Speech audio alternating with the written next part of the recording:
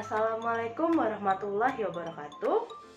Baiklah anak-anak, kita akan melanjutkan pelajaran kita yaitu tentang Teorema Pitagoras. Teorema Pitagoras. Nah, apa sih pengertian dari Teorema Pitagoras itu? Jadi, Teorema Pitagoras ini adalah aturan matematika yang nantinya berfungsi untuk mencari salah satu panjang sisi dari segitiga siku-siku. Jadi aturan matematika untuk menemukan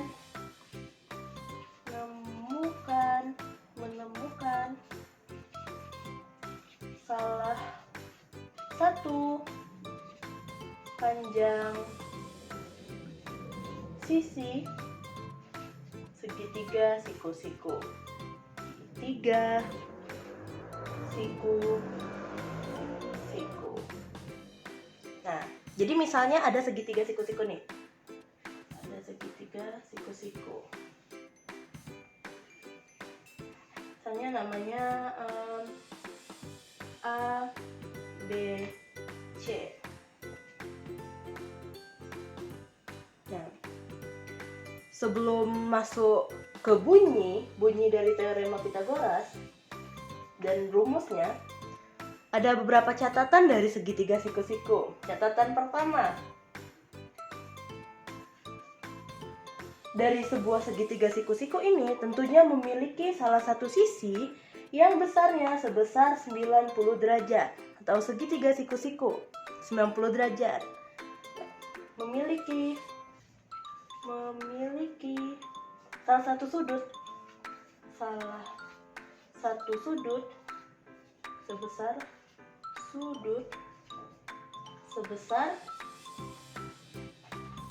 90 derajat.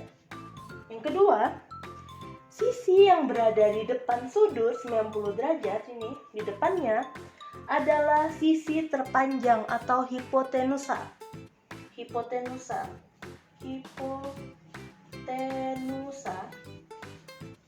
Sisi terpanjang atau sisi terpanjang berada di depan sudut 90 derajat. Nah, sekarang sudah diketahui dua catatan. Ini sangat penting dalam pengerjaan Teorema Pitagoras nanti. Perlu diingat ya. Nah, selanjutnya, bagaimana sih bunyi dari Teorema Pitagoras? Jadi, Teorema Pitagoras ini memiliki bunyi yaitu di mana kuadrat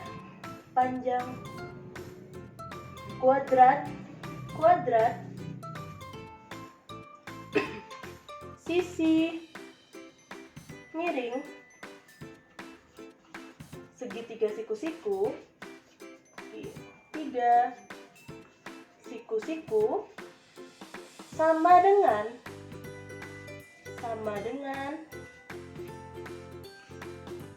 jumlah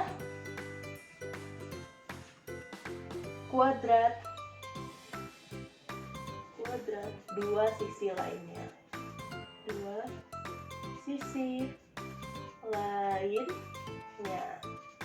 Nah, jadi bunyinya tadi kuadrat sisi miring dari segitiga siku-siku sama dengan jumlah kuadrat dua sisi lainnya.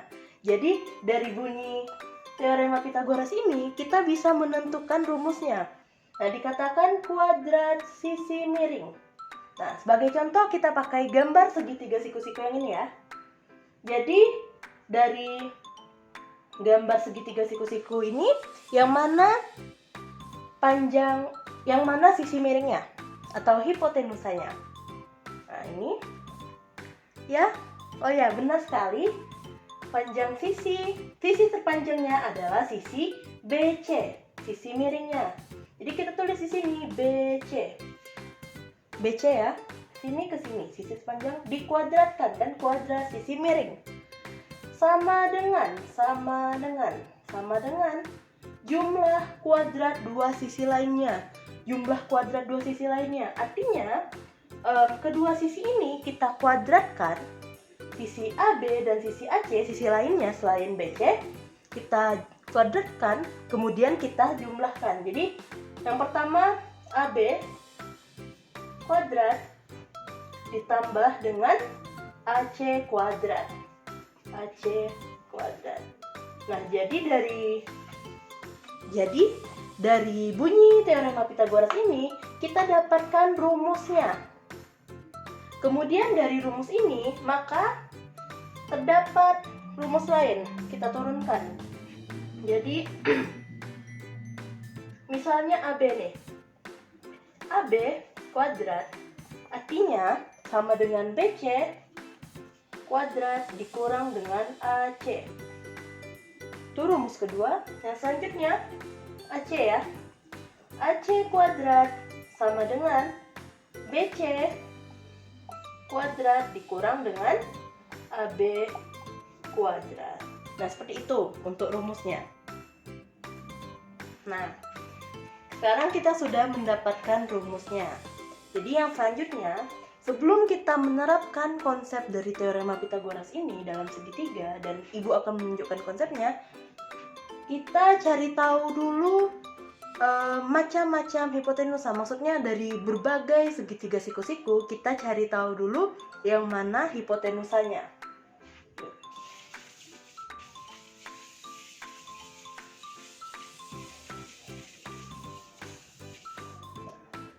Catatan di sini belum Ibu hapus. Jadi misalnya terdapat dua segitiga siku-siku ya. Agar nanti tidak ada yang keliru.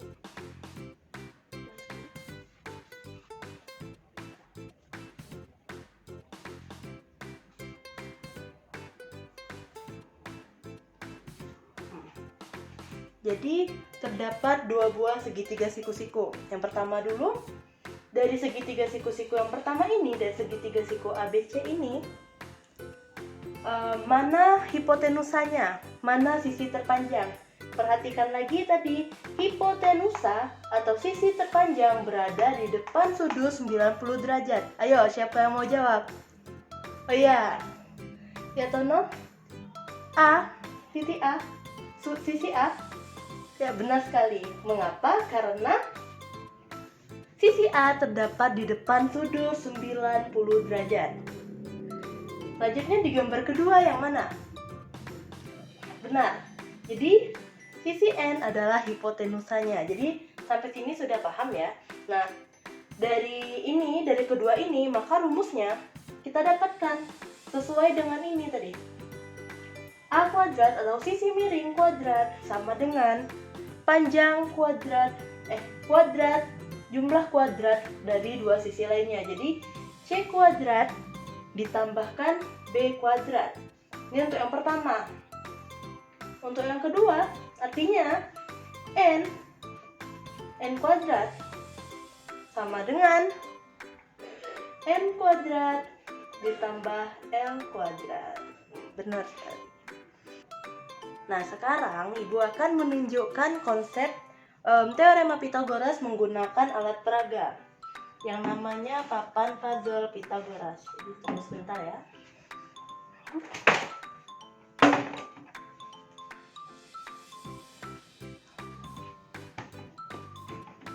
Terlihat.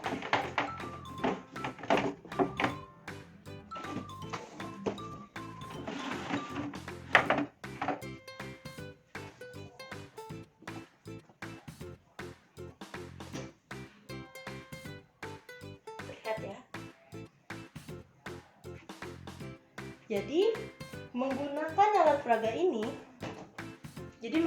alat peraga papan puzzle Pythagoras ini, kita bisa menunjukkan, Ibu akan bisa menunjukkan bagaimana sih konsep dari rumus teorema Pythagoras itu. Jadi tadi bunyi dari teorema Pythagoras tadi adalah kuadrat sisi miring segitiga siku-siku sama dengan jumlah kuadrat dua sisi lainnya. Jadi di sini ada segitiga siku-siku. Yang warna hitam adalah segitiga siku-siku dengan siku-siku berada di sudut C. Maka dengan demikian artinya sisi miringnya atau hipotenusanya berada di depan sudut 90 derajat. Jadi di sini sisi AB adalah sisi miringnya. Jadi AB kuadrat sama dengan panjang sisi lainnya CB BC kuadrat ditambah dengan AC kuadrat. Jadi ini rumusnya, dan dengan papan puzzle Pythagoras ini akan ditunjukkan konsepnya. Nah, jadi dikatakan bahwa AB kuadrat merupakan penjumlahan dari AC dikuadratkan dan BC dikuadratkan. Jadi di sini diketahui bahwa panjang dari BC adalah 3 satuan, 1, 2, dan 3. Sementara panjang dari AC adalah 4 satuan, jadi 1, 2, 3, dan 4. Nah, BC kuadrat, karena BC adalah 3, tuliskan di sini. BC-nya tadi 3, sementara AC-nya 4, maka kita kuadratkan. Nah, artinya 3 kuadrat itu adalah berapa anak-anak? 3 kuadrat? Oh iya, 3 kuadrat benar sekali. 3 kuadrat adalah 9. Nah, jadi di sini 3 kuadrat adalah 9. 1, 2, 3, 4, 5, 6, 7, 8, dan 9. Yang selanjutnya 4 kuadrat adalah 16.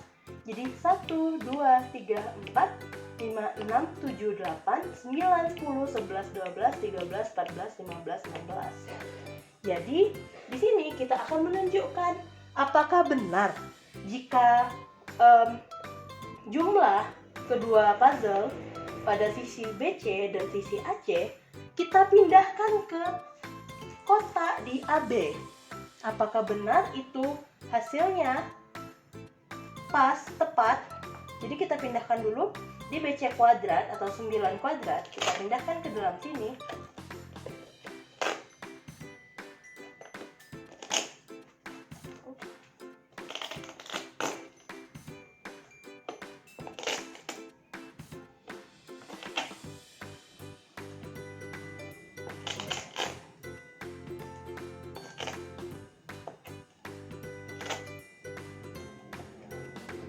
Ini udah bagian BC kuadrat kita pindahkan, kemudian ditambahkan. Artinya pada sisi AB AC, kotak sisi AC kita pindahkan juga ke kotak sisi AC AB. Pindahkan semuanya.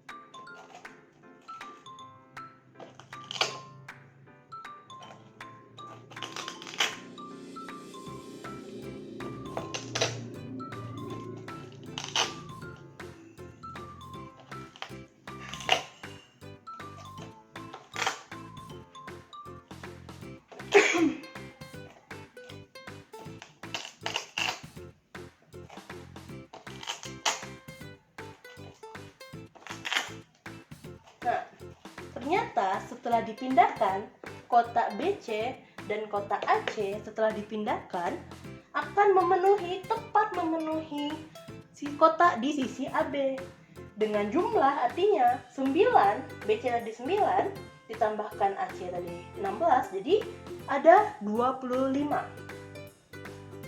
Tuliskan di sini jadinya AB kuadrat sama dengan tadi 9 ditambahkan dengan 16 sama dengan 25. Nah, kita hitung 1, 2, 3, 4, 5, 6, 7, 8, 9, 10, 11, 12, 13, 14, 15, 16, 17, 18, 19, 20, 21, 22, 23, 24, dan 25. Jadi tepat, benar sekali jawaban kita 25.